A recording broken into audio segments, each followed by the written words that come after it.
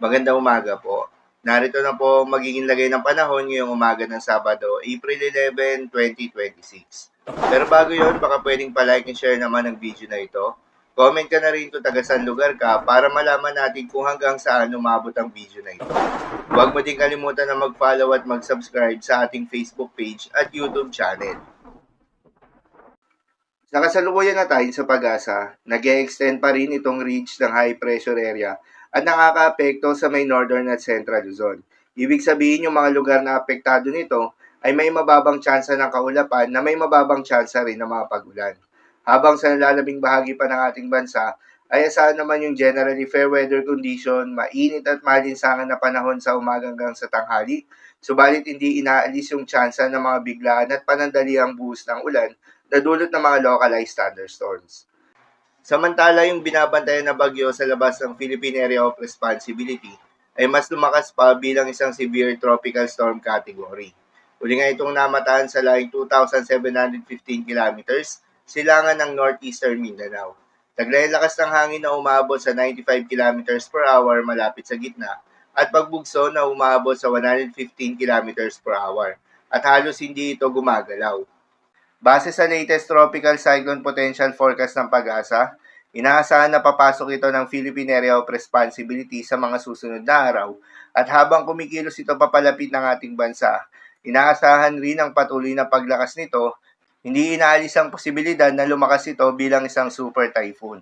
At kapag nakapasok ito ng Philippine Area of Responsibility, bibigyan ito ng local name na Bagyong Kaloy, ang ikatlong bagyo ngayong 2026 at ikaunang bagyo ngayong buwan ng Abril.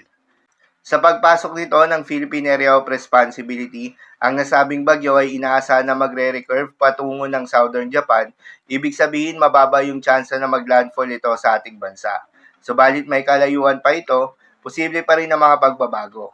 Para sa magiging development pa nito, patuloy lamang na magantabay sa mga update nating ilalabas, lalo na ng Pag-asa. Para naman sa magiging lagay ng panahon ngayong araw ng Sabado, dahil sa epekto nitong ridge ng high pressure area, asahan sa northern at central Luzon, ang bahagyang maulap na kalangitan na may mababang tsansa ng mga pag-ulan.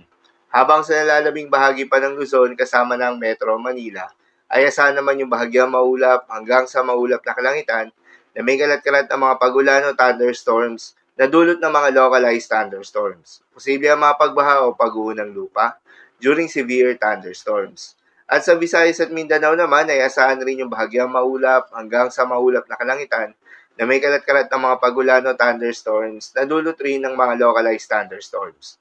Posible rin ang mga pagbaha o pag-uho ng lupa during severe thunderstorms. Madalas nabobo ang mga thunderstorms na ito tuwing hapon o gabi na nagtatagal ng 1 hanggang 2 oras.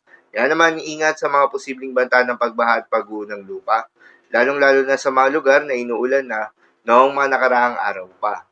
Para naman sa magiging lagay ng mga dagat baybayin, ayon sa Pag-asa ay wala pa rin tayong nakataas na gale warning sa anumang seaboards ng ating bansa. Kaya naman malayang makakapamalaot yung mga kababayan nating mangingisda. At yung may mga maliliit na sasakyan pandagat, subalit iba yung pag-iingat pa rin, lalo na kung meron tayong offshore thunderstorms activity, asahan yung paglakas ng hangin at kakibat nito ay pagtaas rin ng mga pag-alon.